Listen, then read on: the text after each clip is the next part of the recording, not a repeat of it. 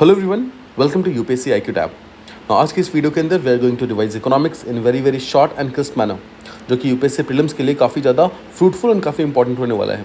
Will try to cover economics as soon as possible, starting with pillar 1A1। Alright, first things first, barter system. Mesopotamian tribes ने इसको start किया था। इसके फ़ायदे क्या क्या हैं? पहली चीज़, फेक करेंसी का कोई भी डर नहीं होता है। सेकंड, फॉरेन ट्रेड बहुत ही आसान हो जाता है क्योंकि यहाँ पर फॉरेन करेंसी एक्सचेंज रेट का कोई प्रॉब्लम नहीं होता है। बट कुछ प्रॉब्लम्स हैं।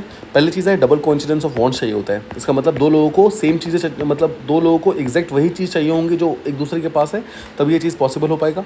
सर्च कॉस्ट बहुत हाई होता है, ट्रांजेक्शन कॉस्ट बहुत हाई होता है। नेक्स्ट, जो पेरिशेबल जो कमोडिटीज़ होती हैं उनका स्टोरेज का प्रॉब्लम बहुत ज़्यादा हाई हो जाता है, उसके कारण वैल्यू बहुत ज़्यादा लूज होती है।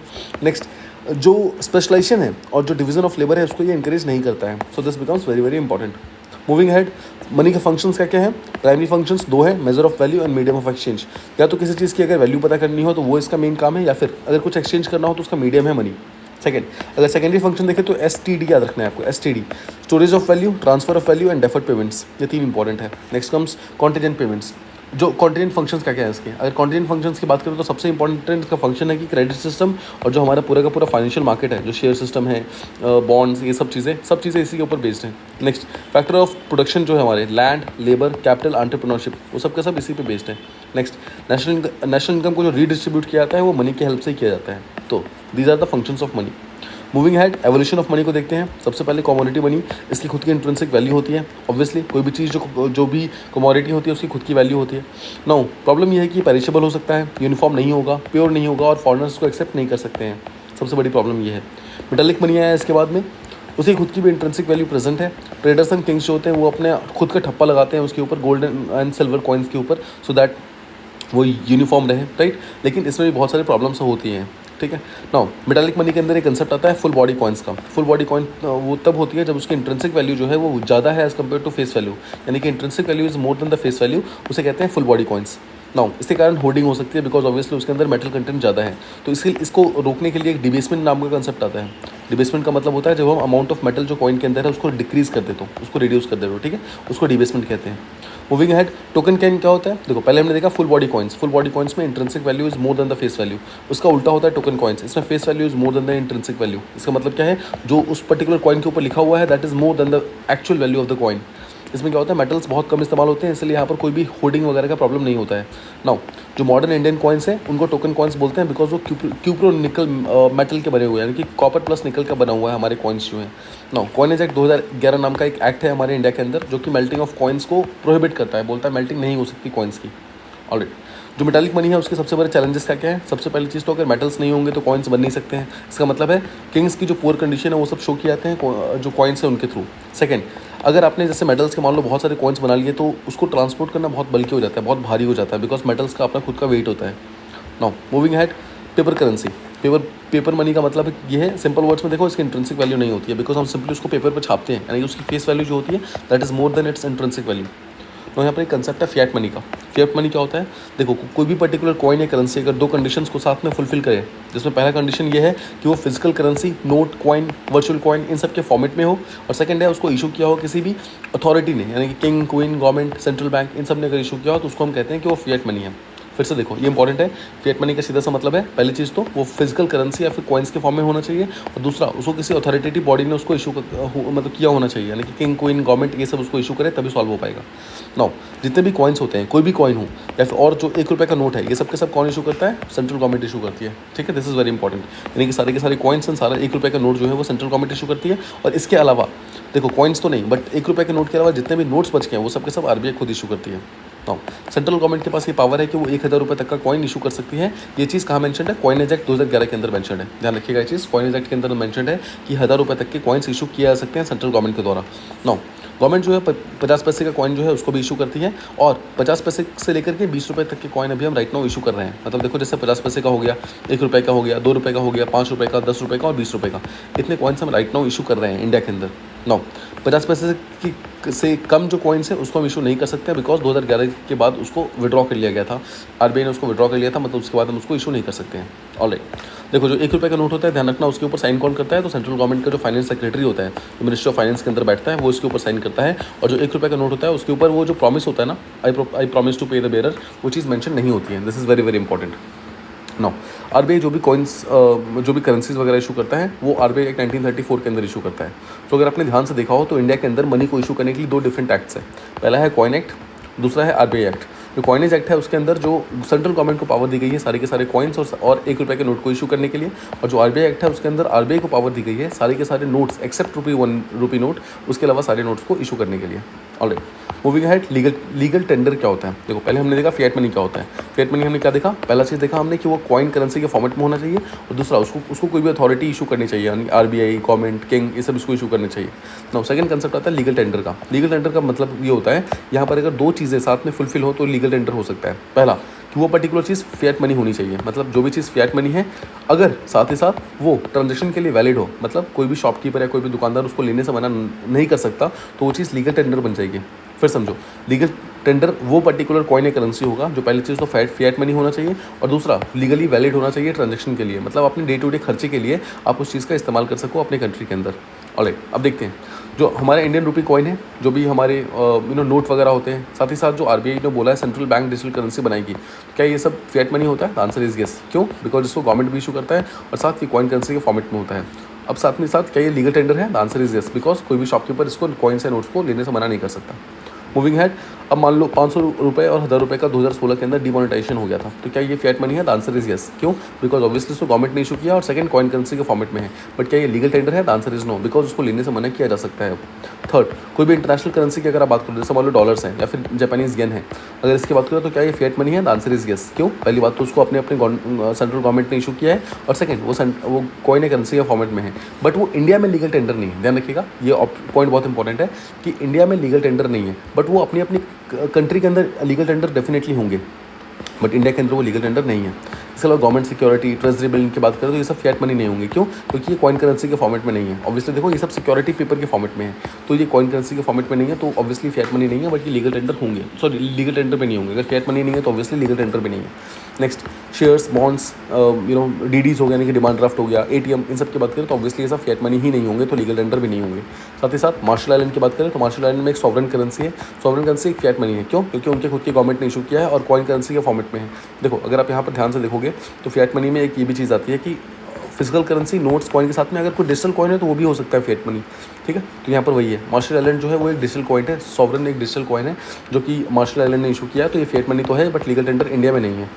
वेनेजुएला की बात करें तो उसने पेट्रो कॉइन इशू किया है, उसको हम आगे देखेंगे अभी। वंस अगेन ये फिएट मनी है बिकॉज उसको सेंट्रल गवर्नमेंट ने इशू किया और कॉइन करेंसी के फॉर्मेट में है, बट ये लीगल टेंडर नहीं है बिकॉज इंडिया के लोग उसको लेने से मना कर सकते हैं। मूविंग हेड, बिटकॉइंस की बात करें, बिटकॉइंस ना ही फिएट मनी है ना ही लीगल टेंडर है ऑब्वियसली, बिकॉज किसी सेंट्रल गवर्नमेंट ने उसको इशू नहीं किया है। बट इंपॉर्टेंट चीज़ ये है कि एल सल्वाडोर नाम का एक कंट्री है जिसने बिटकॉइन को बेसिकली एक लीगल टेंडर माना है। ध्यान रखिएगा, फिएट मनी नहीं माना है ऑब्वियसली, बट लीगल टेंडर मान लिया है। ये एक एक्सेप्शनल केस है, this is very very important. Alright, finally एक होता है कोमेमोरेटिव कॉइन। इसका मतलब है किसी की याद में जो कॉइन निकाला जाता है उसे कहते हैं कोमेमोरेटिव कॉइन्स। तो क्या ये फिएट मनी है? The answer is yes. क्यों? क्योंकि ये कॉइन करेंसी के फॉर्मेट में है और गवर्नमेंट ने इसको इशू किया है। बट ये लीगल टेंडर, देखो लीगल टेंडर ये तब तक नहीं होंगे जब तक गवर्नमेंट उसको नोटिफाई नहीं करेगी। अगर गवर्नमेंट नोटिफाई करके ये बोलेगी कि हाँ इसको लीगल टेंडर बनाना है तो ऑटोमेटिकली लीगल टेंडर हो जाएगी, बट जब तक नहीं बोलेगी वो तब तक लीगल टेंडर नहीं होगा। ठीक है, ऑलराइट। इससे मिलता जुलता एक और कंसेप्ट है लिमिटेड लीगल टेंडर का। नो, लिमिटेड लीगल टेंडर क्या होता है? देखो, लिमिटेड लीगल टेंडर का सीधा सा मतलब है कि जहाँ पर रेसिपिएंट्स जो हैं, जो मतलब शॉपकीपर वगैरह हैं, वो एक पर्टिकुलर मनी के बाद, एक पर्टिकुलर पैसों के बाद लेने से मना कर सकते हैं, मतलब लिमिटेड है। लीगल टेंडर तो है, मतलब लोगों को एक्सेप्ट तो करना होगा बट एक लिमिट तक ही एक्सेप्ट करेंगे। जैसे कि देखो, कॉइनेज एक्ट 2011 जो है उसके अंदर ये मेंशन किया गया है कि अगर कोई भी 1 रुपये के नोट से पैसा पे कर रहा है, मान लो कि एक बंदा पैसा देने आया और उसके पास सिर्फ और सिर्फ 1 रुपये का नोट ही है, तो वो मैक्सिमम 1000 रुपये तक का पेमेंट कर सकता है, 1000 रुपये तक का। ठीक है, अब मान लो कोई पर्सन आया जिसके पास सिर्फ कॉइन्स है, अगर वो सिर्फ कॉइन्स को पे करने आया तो वन सेकेंड वो सिर्फ 1000 रुपये तक का पेमेंट कर सकता है। 1000 से बड़ी चीज़ को वो कॉइन्स के थ्रू नहीं खरीद सकता है, मतलब देखो खरीद तो सकता है बट सामने वाला उसको लेने से मना कर सकता है। नेक्स्ट, अगर किसी के पास 50 पैसा कॉइन है तो क्या वो खरीद सकता है? यस, द आंसर इज 10 रुपये तक का कोई भी सामान खरीद सकता है 50 पैसे के कॉइन से, तब तक उसके कोई मना नहीं कर सकता, बट उसके बाद उसको मना किया जा सकता है। ऑलराइट, मूविंग हेड, अगर 50 पैसे के ऊपर के, अगर 50 पैसे के नीचे के कॉइन्स हो, जैसे 10 पैसे हो गया, 25 पैसे हो गया, तो उसको विड्रॉ कर लिया गया है, ध्यान रखिएगा, तो वो अभी सर्कुलेशन में नहीं है। This is very important. Once again, 10 पैसा टू 25 पैसा क्या फिएट मनी है? The answer is yes. क्यों? कॉइन के फॉर्मेट में है और गवर्नमेंट ने इसको इशू किया होगा जब भी इशू किया है, बट क्या लीगल टेंडर है? The answer is no. क्यों? क्योंकि अभी राइट नाउ उसको गवर्नमेंट लेने से मना कर सकती है या फिर जो शॉपकीपर उसको लेने से मना कर सकता है। तो पहला हमने देखा लिमिटेड लीगल टेंडर, जहाँ हमने देखा कि एक पर्टिकुलर लिमिट के बाद जो भी शॉपकीपर वगैरह है उसको लेने से मना कर सकते हैं। सेकंड कंसेप्ट आता है यहाँ पे अनलिमिटेड लीगल टेंडर का। तो अनलिमिटेड का मतलब क्या है, देखो आरबीआई एक्ट के अंदर मेंशन है कि कोई भी बैंक नोट जो होगा, यानी कि देखो बेसिकली 1 रुपये के बाद का नोट, 1 रुपये का नोट याद रखना बैंक नोट में नहीं आता है, वो गवर्नमेंट नोट के अंदर आता है। सो कोई बैंक नोट 1 रुपये के नोट के अलावा जो होता है वो उसका लीगल टेंडर बोलते हैं। मतलब 10 रुपये से नोट को लेकर के ऊपर तक, मतलब 1000 तक के नोट जो भी होते हैं, 500 तक के नोट्स होते हैं, उसको हम किसी भी टाइप का कितना भी अमाउंट हो उसको हम सेटल करने के लिए इस्तेमाल कर सकते हैं। ध्यान रखिएगा। सो कोई भी बैंक नोट जो होता है वो अनलिमिटेड लीगल टेंडर होता है, बट रियलिटी में ऐसा नहीं होता। रियलिटी में क्या होता है, हमारे यहाँ फाइनेंस एक्ट है, फाइनेंस एक्ट के अंदर ये मेंशन किया गया है कि अगर हम कैश से पेमेंट कर रहे हैं तो मैक्सिमम 2 लाख तक का पेमेंट कर सकते हैं। 2 लाख के ऊपर अगर पेमेंट करना है तो चेक, डिमांड ड्राफ्ट, नेफ्ट, ये सब चीज़ें आपको यूज़ करनी पड़ेंगी। आरटीजीएस, IMPS ये सब इस्तेमाल करना पड़ेगा। उसके बाद उसको यूज़ नहीं कर सकते। क्यों? बिकॉज हमें ऑब्वियसली ब्लैक मनी को रोकना है, हमें करप्शन को रोकना है। तो अगर हम सारा बहुत बड़ा अमाउंट अगर हम कैश में डील करना स्टार्ट कर देंगे तो ऑब्वियसली ब्लैक मनी का प्रॉब्लम यहाँ पर इंक्रीज हो जाएगा। ऑलराइट, सो आई होप यहाँ तक आपका सारी चीज़ें क्लियर है। Moving ahead, money app. Money app क्या होता है? देखो, मनी ऐप का मतलब है mobile aided note identifier app. ये आरबीआई का एक ऐप है जिसके अंदर बेसिकली क्या होता है, कुछ कैमरा वगैरह होते हैं ना। इसका मेन काम क्या होता है, देखो नोट आइडेंटिफायर है। इसका मतलब क्या है, अगर आप इसके सामने एक नोट लाओगे और फोटो खींचोगे उसकी तो वो बोल के बता देगा, ऑडियो नोटिफिकेशन के थ्रू बता देगा। देखो ऑडियो नोटिफिकेशन देगा कि एक्जैक्टली वो नोट कितने का है। तो इससे क्या होता है, जितने लोग जो विजुअली इंपेयर्ड लोग हैं, मतलब जो देख नहीं सकते हैं, जो ब्लाइंड है, ऑब्वियसली उनको यहाँ पर हेल्प मिल जाती है नोट को आइडेंटिफाई करने में। साथ ही साथ वो हिंदी इंग्लिश दोनों में बोलता है। तो अगर कोई पर्सन हिंदी या इंग्लिश जिसमें भी कंफर्टेबल है वहाँ पर उस पर्टिकुलर लैंग्वेज को इस्तेमाल करके वो समझ सकते हैं। ना इंपॉर्टेंट चीज़ ये है कि उसके लिए आपको इंटरनेट की इस्तेमाल करने की जरूरत नहीं है, ऑफलाइन भी आप उस चीज़ को इस्तेमाल कर सकते हो।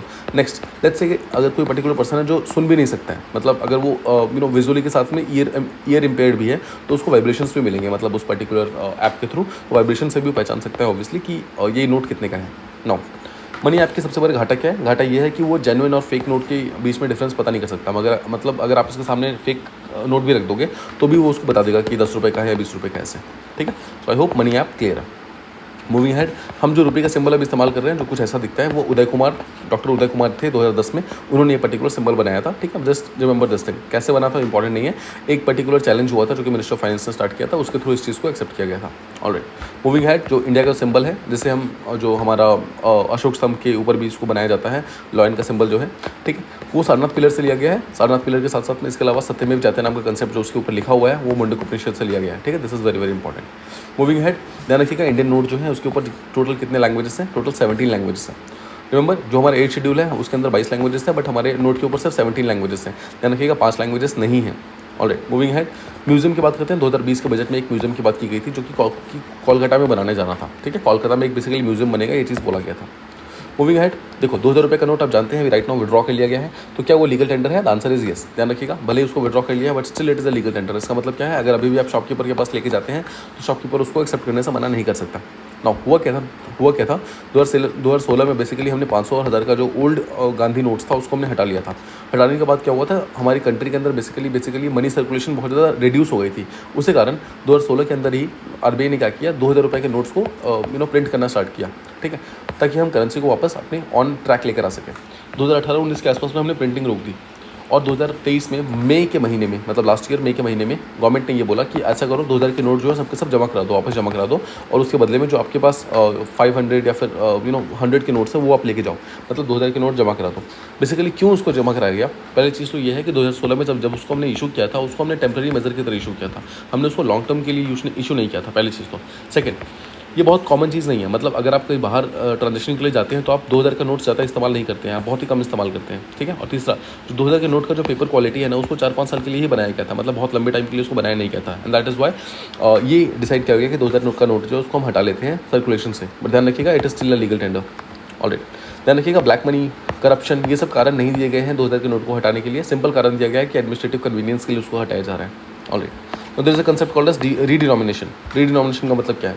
मान लो अगर किसी पर्टिकुलर कंट्री के अंदर इन्फ्लेशन बहुत ज़्यादा बढ़ जाता है, यानी कि हाइपर इन्फ्लेशन आ जाता है, तो वहाँ पर क्या होता है, कॉइन की या फिर जो करेंसी है उसकी वैल्यू बहुत डिक्रीज हो जाती है। मतलब जो सामान आप पहले 100 रुपये में खरीद सकते थे, शायद वही सामान आपको 1000 रुपये में मिल रहा है। तो फ़ायदा क्या होता है, अगर आप 1000 रुपये का जो बेसिकली कॉइन करेंसी है उसको अगर आप चेंज कर दो और चेंज करके उसको रीडिनोमिनेट कर दो और उसकी वैल्यू जो है उसको आप रिड्यूस कर दो, तो ऑटोमेटिकली उसको कहते हैं रीडिनोमिनेट करना।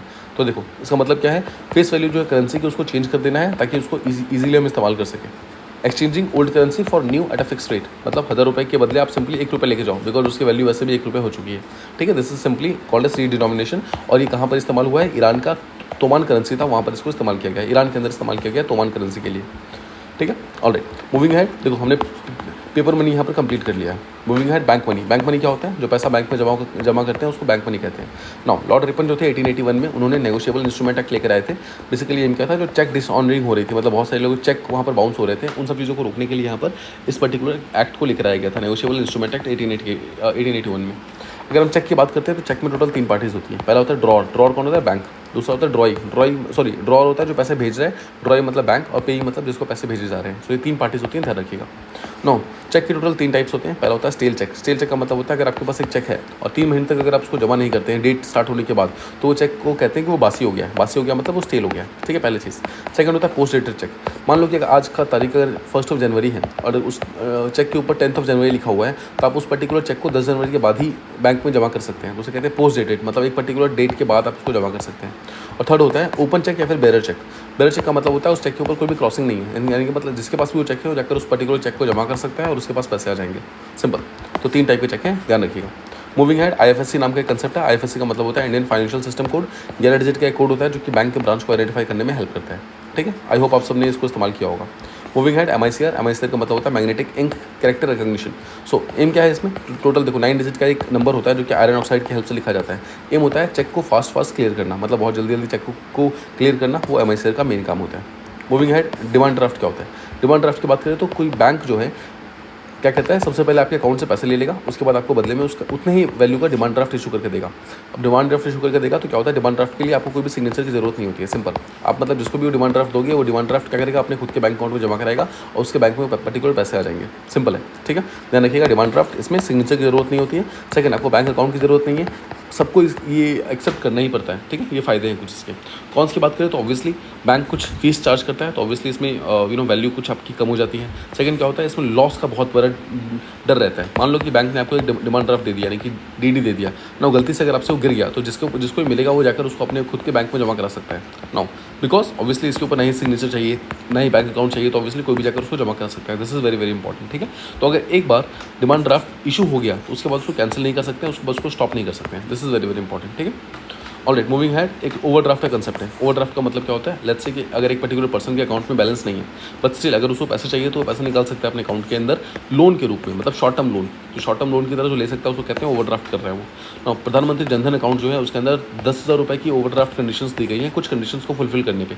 अगर आप कुछ कंडीशंस को फुलफिल करते हैं तो आप 10,000 तक का लोन ले सकते हैं, शॉर्ट टर्म लोन ले सकते हैं। जैसे उम्र 10 दिन, ठीक है। नाउ अगर आप लोन की बात करें तो लोन हमेशा लॉन्ग टर्म के लिए होता है, ओवरड्राफ्ट जो हमेशा शॉर्ट टर्म के लिए होता है, ठीक है। ये डिफरेंस है ओवरड्राफ्ट और लोन के बीच में। नाउ एक कंसेप्ट आता है कि चेक की ऑथेंटिसिटी, जो बैंक है उसको चेक कैसे करते हैं, मतलब अगर मान लो अगर आपने एक चेक जमा किया बैंक के पास, तो कैसे बैंक चेक करता है कि वो पर्टिकुलर चेक सही की गलत है। 2 कंसेप्ट है, पहला है सीटीएस, दूसरा पीपीएम। सीटीएस का मतलब होता है चेक ट्रांजेक्शन सिस्टम और पीपीएम का मतलब होता है पॉजिटिव पे मैकेनिज्म। दोनों ही तरीके चेक को चेक करने के लिए हैं, ठीक है। दोनों को ही ध्यान रखिएगा एनपीसी यानी कि national payment corporation of India ने बनाया है। ऑलराइट, सीटीएस क्या है? सीटीएस सिंपल समझो, मान लो एक ए पर्सन है जिसने बी को चेक दिया है। बी क्या करेगा, उसको अपने बैंक में जमा करेगा। मान लो एसबीआई उसका बैंक है, वो एसबीआई को जमा करा देगा। एसबीआई क्या करेगा, उसी चेक का इमेज जो है वो ए के बैंक को भेजेगा। मान लो ए का बैंक एक्सिस बैंक है, ठीक है, तो एक्सिस बैंक को इसका पर्टिकुलर चेक का इमेज भेजेगा। एक्सिस क्या करेगा, उसको चेक करेगा और उसको चेक करने के बाद रिप्लाई करेगा एसबीआई को कि हाँ ये सही की गलत है, ठीक है। फिर एसबीआई को अगर ये मालूम चलेगा कि ये सही है, यस है, तो वो ऑटोमेटिकली पैसे दे देगा इसको। This is called as cheque transaction system, मतलब चेक को चेक किया यहाँ पर दूसरे बैंक के साथ में। ऑलराइट, सेकंड कंसेप्ट होता है पॉजिटिव पे मैकेनिज्म यानी पीपीएम। तो पीपीएम कैसे डिफरेंट है, ए मान लो बी को चेक देता है, ठीक है, साथ ही साथ ये क्या करेगा, अपने खुद के बैंक को यानी कि एक्सिस बैंक को भी एक इमेज भेजेगा, उस चेक की इमेज भेजेगा। मान लो कि इमेज भेज दिया, ठीक है, उसी चेक का। तो बी के पास जैसे चेक आया, बी ने क्या किया, उसको अपने बैंक यानी कि एसबीआई में उसको जमा करा दिया चेक को। एसबीआई क्या करेगा, उसी चेक को चेक करने के लिए वापस एक्सिस बैंक के पास भेजेगा। तो एक्सिस के पास ऑलरेडी उस चेक की इमेज है जो कि ए ने भेजी थी उसको, वो उसी इमेज से उसको क्रॉस वेरीफाई करेगा और बैंक को रिप्लाई कर देगा। अगर वो येस रिप्लाई करेगा तो ऑब्वियसली वो उसको पैसे मिल जाएंगे, यानी कि बी के अकाउंट में पैसे आ जाएंगे। That is called as PPM यानी कि पॉजिटिव पे मैकेनिज्म। सो ये 2 डिफरेंट थे। आई होप सीटीएस और पीपीएम के बीच में आपको डिफरेंस समझ आ गया। Now moving ahead, next concept आता है इलेक्ट्रॉनिक ऑर्डर यानी कि डिजिटल पेमेंट के ऊपर। नाउ ध्यान रखिएगा, आरबीआई के अंदर बेसिकली आरबीआई के थ्रू एक एक्ट है जिसका नाम है payment and settlement system act 2007 में आया था। जो बेसिकली 2007 में जो एक्ट आया था उसमें आरबीआई को ये पावर दी है कि वो कार्ड पेमेंट्स और ई पेमेंट यानी कि जो ऑनलाइन पेमेंट्स वगैरह होते हैं, देखो कार्ड पेमेंट का मतलब है debit card, credit card, hybrid card, इन सबको रेगुलेट करना। ई पेमेंट का मतलब है यूपीआई है ना, ऑनलाइन पेमेंट, ये सब फोनपे वगैरह जो है, फोनपे, पेटीएम, इन सबको प्रॉपर्ली रेगुलेट करना। ऑलराइट, ठीक है, तो ये सारी की सारी पावर किसके पास है, आरबीआई के पास है। किसने दी है, payment and settlement system act 2007 ने दिया। मूविंग है सीबीएस। सीबीएस का मतलब होता है कोर बैंकिंग सॉल्यूशन। ये बैंकिंग का एक सॉफ्टवेयर है सिंपल वर्ड्स में, जो कि सेंट्रलाइज डेटा मैनेजमेंट में हेल्प करता है। नाउ ब्रांचलेस बैंकिंग बोलते हैं इसको, मतलब अगर आपका ब्रांच कहीं पर भी है बट आप किसी दूसरे ब्रांच से भी अपना सारे के सारे काम कर सकते हैं। That is called as core banking solution यानी कि CBS। नो आरबीआई को जो CBS है कोर बैंकिंग सोल्यूशन है उसको बोलते हैं इकोबेर, यानी कि इकोबेर। This is very very important. Alright, moving ahead. इकोबेर क्या है? बेसिकली बैंक के ब्रांच का एक नेटवर्क है जिसके तहत वो सारे के सारे बैंक के ब्रांचेस जो हैं वो एक जगह सिंगल सर्वर पे आ जाते हैं। तो कोई भी बैंक का ब्रांच जो है वो सारे के सारे ब्रांचेस का डिटेल्स को एक्सेस कर सकता है और आपका काम करने में हेल्प कर सकता है। तो आरबीआई जो सेंट्रलाइज पेमेंट सिस्टम करता है उसके अंदर तीन टोटल कंसेप्ट्स हैं ध्यान रखने वाली बात है। उसमें से 2 आरबीआई के हैं और एक यहाँ पर एनपीसीआई का है। नो देखो, पहले होता है आरटीजीएस। आरटीजीएस का मतलब है रियल टाइम ग्रॉस सेटलमेंट। ये आरबीआई ने बनाया है। आरबीआई ने बोला है कि जितने भी रिच मर्चेंट्स होते हैं, रिच बिजनेसमैन होते हैं, अगर उनको पैसे ट्रांसफर करने हैं तो वो आरटीजीएस के थ्रू इस्तेमाल कर सकते हैं। जिसमें लिमिट क्या है? देखो 2 लाख रुपये से लेकर के 2000 करोड़ तक का आप लिमिट कर सकते हो, जिसमें आपको इंस्टेंट ट्रांसफर मिलेगा। मतलब जैसे आप पैसे ट्रांसफर करोगे, जैसे मान लो मुकेश अंबानी को अगर पैसा ट्रांसफर करनी है तो वो 2000 करोड़ तक का भी अगर पेमेंट ट्रांसफर करते हैं तो वो इंस्टेंटली पेमेंट सामने वाले के पास जाएगा। ठीक है, आरबीआई इसको ओवरऑल रेगुलेट करता है, कोई फीस वगैरह नहीं लगती, इसमें ध्यान रखिएगा। सेकंड आता है नेफ्ट। नेफ्ट का मतलब है national electronic fund transfer. NEFT की अगर हम बात करें, नेफ्ट ध्यान रखिएगा अगेन आरबीआई इसको करता है। 1 रुपये से लेकर के 10 लाख रुपये तक का जितना भी ट्रांसफर करते हैं वो नेफ्ट के थ्रू करते हैं। ये कॉमन मैन के लिए भी है, ध्यान रखिएगा। आप भी कल को कुछ भी ऑनलाइन वगैरह पेमेंट करेंगे, आप अगर बैंक के सर्वर पर जाकर तो आप नेफ्ट के थ्रू करेंगे ऑटोमेटिकली। नाउ नेफ्ट का काम जो है वो हर 30-30 मिनट पर चलता है, बस इतना ध्यान रखा। पर 30 मिनट्स पर नेट अमाउंट ट्रांसफर होता है 2 बैंक के बीच में। जैसे मान लो एक तरफ SBI है, लेट्स से एक तरफ एक्सिस है, तो दोनों के बीच में मान लो कि SBI ने एक्सिस को कुछ पैसे दिए, मतलब SBI के कुछ कस्टमर्स ने एक्सिस में पैसे भेजे और एक्सिस से कुछ कस्टमर ने SBI में पैसे भेजे। जो भी नेट अमाउंट होगा ना वो हर आधे घंटे पे ट्रांसफर होता रहेगा आपस में एक दूसरे बैंक के बीच में। ऑलराइट, थर्ड कंसेप्ट आता है यहाँ पर IMPS यानी कि इमीडिएट पेमेंट सर्विस का। ये ध्यान रखिए कि आरबीआई का नहीं है, ये एनपीसीआई का है, यानी कि national payment corporation of India का है। तो एनपीसीआई बोलता है कि इस पर्टिकुलर सर्विस को इस्तेमाल करके आप 1 रुपये से लेकर के 5 लाख तक का पेमेंट कर सकते हो। अगेन ये भी इंस्टेंट ट्रांसफर होता है ना। इसके अलावा बैंक, पीपीआई, मोबाइल वॉलेट, ये सब के सब इसको प्रोवाइड कर सकते हैं। ठीक है, तो एक चीज़ देखो, आरटीजीएस देखो 2 लाख से 2000 करोड़, नेफ्ट देखो 1 रुपये से 10 लाख तक, और आईएमपीएस देखो 1 रुपये से 5 लाख तक। वंस अगेन आरटीजीएस देखो आरबीआई, नेफ्ट आरबीआई, और आईएमपीएस जो है एनपीसीआई। ठीक है, तो आरटीजीएस देखो इंस्टेंट पेमेंट होता है, नेफ्ट में 30 मिनट पे होता है और आईएमपीएस में इंस्टेंट होता है। ठीक है, 3 डिफरेंसेस याद रखना है, 3 काफ़ी ज़्यादा इंपॉर्टेंट है। नो इसी से रिलेटेड एक कंसेप्ट आता है LPCSS का, light weight payment settlement system. Light weight इसका मतलब क्या है? बहुत ही हल्के तरीके से इसको हम इस्तेमाल कर सकते हैं। देखो आरबीआई ने इसको बनाया है, सिंपल शब्दों में समझो। मान लो कभी अगर कोई भी ऐसा डिजास्टर आता है जिसके कारण हम आरटीजीएस, नेफ्ट और आईएमपीएस का इस्तेमाल नहीं कर पाते हैं, तो ऐसे केसेस में हम LPSS का इस्तेमाल कर पाएंगे। बेसिकली इमरजेंसी सिचुएशन के लिए light weight payment settlement system को बनाया गया है। इसको कहीं से भी ऑपरेट कर सकते हैं और बहुत ही कम स्टाफ के साथ इसको ऑपरेट किया जा सकता है। ठीक है, तो यहाँ तक हमने एक मेजर चंक कवर कर लिया है अपने 1A1 का।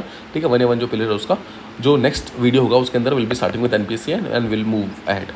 Will try to keep this video short so that आपको रिवाइज करने में बहुत ही आसानी हो। Thank you so much for listening, stay tuned for the next one.